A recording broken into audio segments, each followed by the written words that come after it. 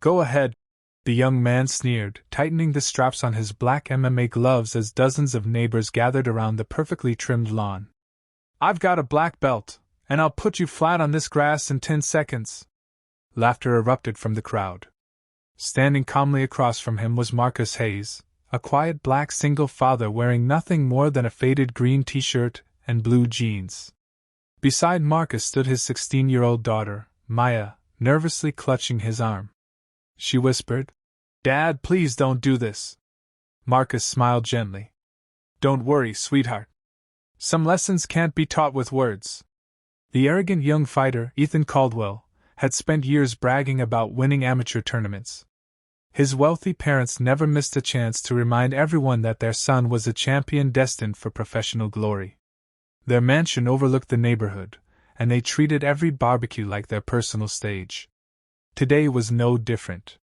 Ethan had spent the entire afternoon mocking Marcus, calling him weak simply because he worked a regular security consulting job and raised his daughter alone. Nobody in the neighborhood knew the truth. Marcus had intentionally hidden his past for years.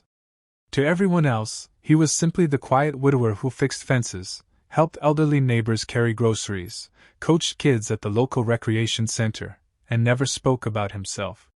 But hidden inside a locked cabinet in his garage were medals, classified commendations, and photographs from missions that officially never happened. Marcus had once commanded one of the most respected Navy SEAL teams in the world. His unit had rescued hostages, dismantled terrorist cells, and survived operations where a single mistake meant death. Yet after losing his wife to illness, he walked away from military life to raise Maya, promising himself that violence would never again define his family. Unfortunately, Ethan mistook kindness for weakness. Egged on by cheering friends, he stepped closer until he was inches from Marcus's face. "What's wrong?" Ethan laughed loudly. "Scared?" Marcus remained silent. That silence only fueled Ethan's confidence. His father, Richard Caldwell, smirked while sipping expensive wine. "Come on, son," he said loudly enough for everyone to hear. "Show the neighborhood what discipline looks like." Maya's face turned pale. She had seen tiny glimpses of her father's past, his impossible reflexes, the old scars covering his shoulders, the way military veterans always greeted him with instant respect, but she had never asked questions. Marcus wanted her to have a peaceful childhood. Ethan shoved Marcus hard in the chest. The crowd gasped as Marcus barely moved an inch. Ethan frowned. He shoved again, harder this time. Still nothing. Marcus looked directly into Ethan's eyes and calmly said, "Walk away. This doesn't have to end badly." Ethan burst into laughter. "Now you're giving me advice?" Suddenly he threw a lightning-fast punch toward Marcus's face. Before anyone could blink, Marcus moved only a few inches.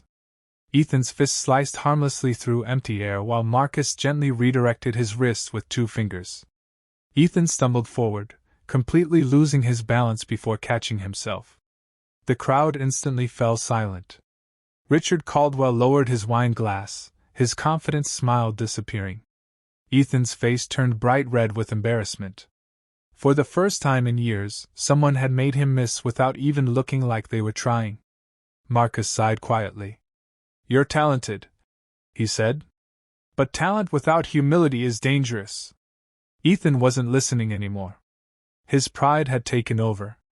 He clenched both fists, raised his guard, and charged forward again with everything he had. None of the neighbors realized they were about to witness the biggest mistake of Ethan Caldwell's life, or discover that the quiet single father standing before him had once led elite warriors into missions where survival depended on defeating enemies far more dangerous than an arrogant black belt. Before we reveal what happens next, subscribe to the channel and turn on notifications so you never miss another emotional and action-packed story. Ethan exploded forward with a furious combination of punches, determined to erase the embarrassment of missing his first attack. His gloves sliced through the summer air as the crowd shouted in excitement, phones raised high to capture what they believed would be a one-sided fight. But Marcus Hayes barely seemed to move. Each punch missed by inches as he shifted with effortless precision, his expression calm, his breathing steady. Years of discipline had taught him that the strongest fighter was the one who stayed in control. Ethan became more frustrated with every failed strike. He threw a spinning kick, then another, using every technique he had practiced for years.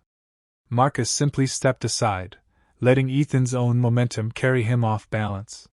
Before Ethan could recover, Marcus gently caught his wrist, redirected him, and the young fighter landed harmlessly on one knee in the grass.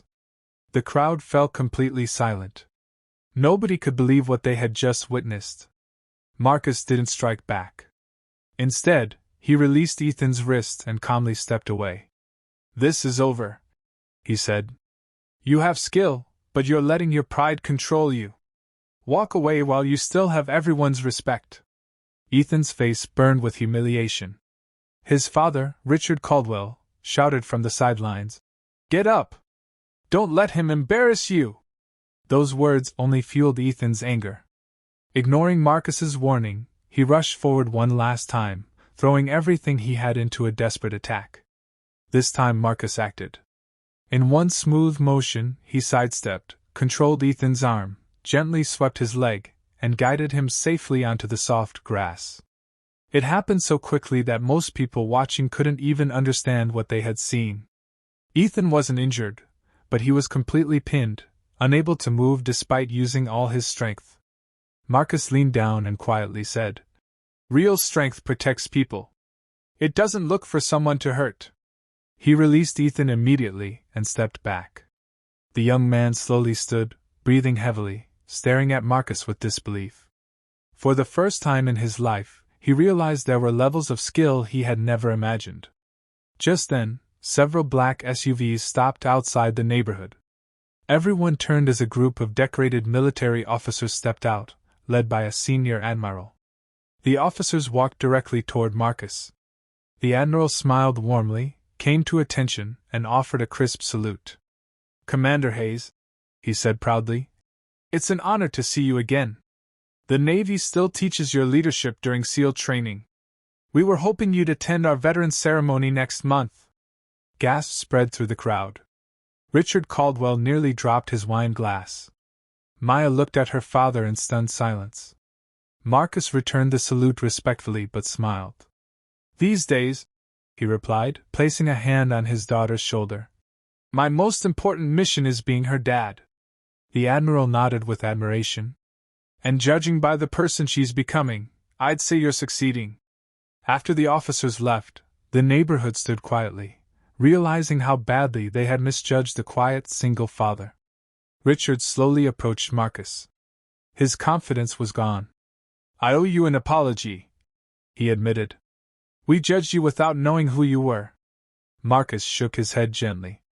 "You don't need to know someone's past to treat them with respect. Everyone deserves that." Richard lowered his eyes, ashamed. Ethan stepped forward next. "Sir, I'm sorry. I thought winning fights made someone strong." Marcus smiled kindly. "Winning isn't what defines a person. Character does. The moment you choose humility over ego is the moment you truly begin to grow." Ethan extended his hand. Marcus shook it firmly, and the crowd erupted into applause, not because someone had been defeated, but because pride had given way to respect. Maya hugged her father tightly, smiling through tears. "Mom would be proud of you," she whispered. Marcus looked toward the bright afternoon sky and smiled. "I hope so."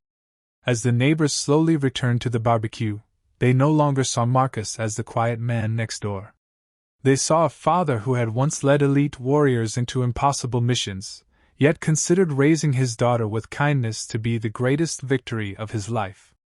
If this story inspired you, don't forget to subscribe to the channel, like this video, and turn on notifications for more emotional, inspiring, and unforgettable single dad stories every week.